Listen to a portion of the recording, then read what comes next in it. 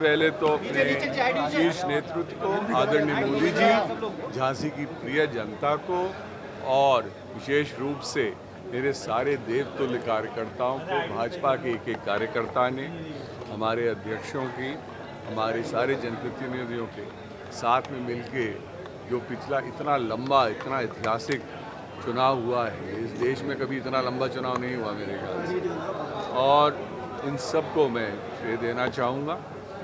मेरे कार्यकर्ताओं ने अपना घर छोड़कर इतने दिनों तक इतनी कड़ी धूप में इतनी मेहनत करी है, मैं उनका आजीवन आभारी हूँ।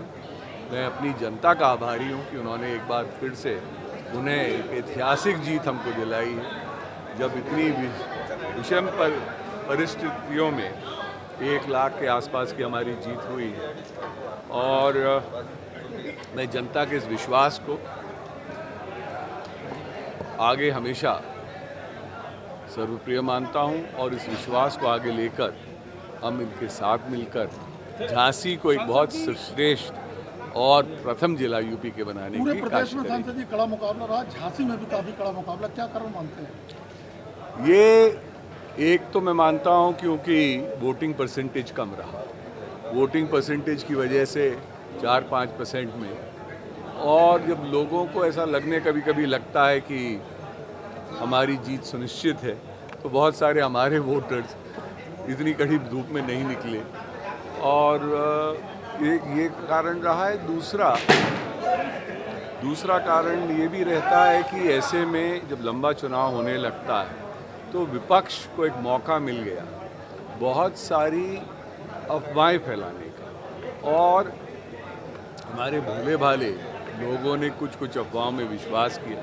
हम लोगों ने बहुत कोशिश करी कि ये अफवाहें नहीं ऐसी फैलाई जाए, और मैं लोगों को, अपने देश के लोगों को, अपने क्षेत्र के लोगों को ये विश्वास दिलाता हूँ कि संविधान में जो हमने कहा है कि सबको आरक्षण मिलेगा, जो आज मिलता आया है वो हर बार बरकरार ही रहेगा। जी, अगले 5 साल में झांसी लड़ने पर कमेंट्स होते रहे, क्या कहना चाहेंगे उन विपक्षियों को जो आप पे लगातार टिप्पणियां करते रहे? ये बहुत छोटी सोच से निकलते हैं। जब आप छोटी राजनीति करते हैं तो आपको ऐसे परिणाम मिल जाते हैं। लोगों को विश्वास, ये राष्ट्र का चुनाव है, और जिन लोगों को हारने की आदत हो चुकी है उनको जनता भी बता देती है।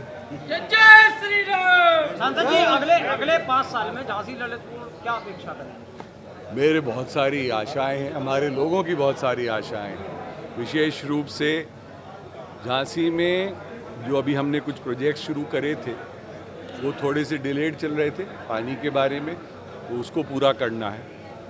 बिजली का हमको पूरा इंफ्रास्ट्रक्चर जो हमारा है अपग्रेड कराना है, उसका प्रोजेक्ट सैंक्शन हो गया, क्योंकि चुनाव था। चुनाव के दौरान जो चीज़ें पेंडिंग पड़ी थी मैं कह नहीं सकता था, क्योंकि आचार संहिता लग रही थी, और उसका एक दुष्प्रचार करते रहे, पर जनता ने आज उनको जवाब दे दिया। और ये सारी चीज़ें हम अपने क्षेत्र के लिए करेंगे, लोगों के लिए होना ज़रूरी है। मैं मानता हूँ कि प्राथमिकता स्वास्थ्य को, शिक्षा को, और ये जो रोज़ के जीवन की हमारी चीज़ें हैं, बिजली, पानी, इनको हम लोग प्राथमिकता नारा दे रहे हैं दिल्ली जाएंगे, मंत्री बन के जाएंगे। लोगों को बड़ी उम्मीद है कि इस बार मंत्री बने, जालौन की सीटें खाली हुई है। जालौन देखिए, मैं इस चीज़ों पे कमेंट नहीं करता। मैं अपनी देश की सेवा के लिए आया हूँ, मैं अपने जनता की सेवा के लिए आया हूँ। मेरा परिवार पिछले 80 साल से सेवा भाव से करता रहा, और राजनीति हमारा कभी पेशा नहीं रहा।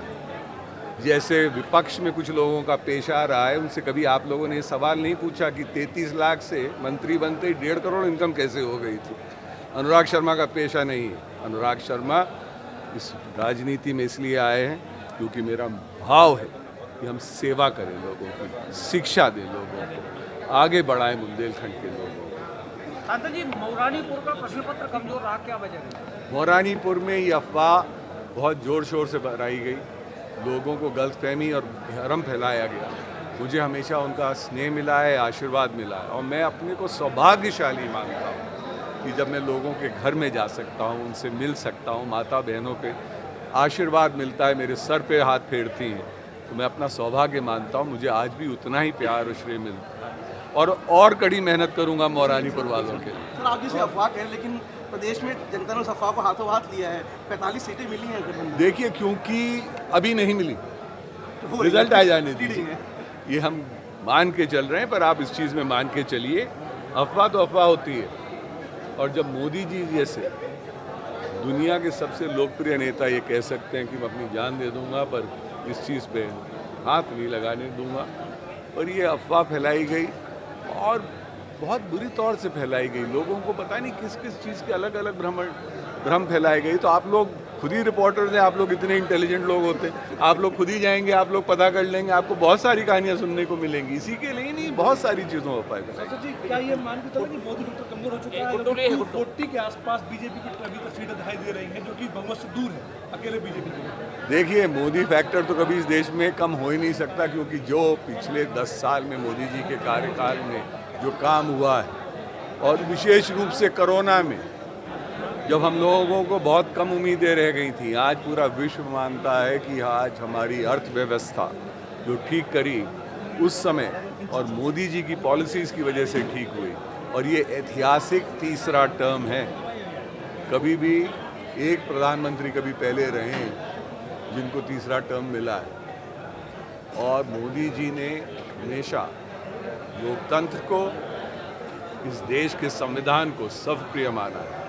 और पहले प्रधानमंत्री ऐसे हैं जो सीढ़ियाँ चढ़ के अब उन्होंने मत्था टेका था पार्लियामेंट की अपनी सीढ़ियों।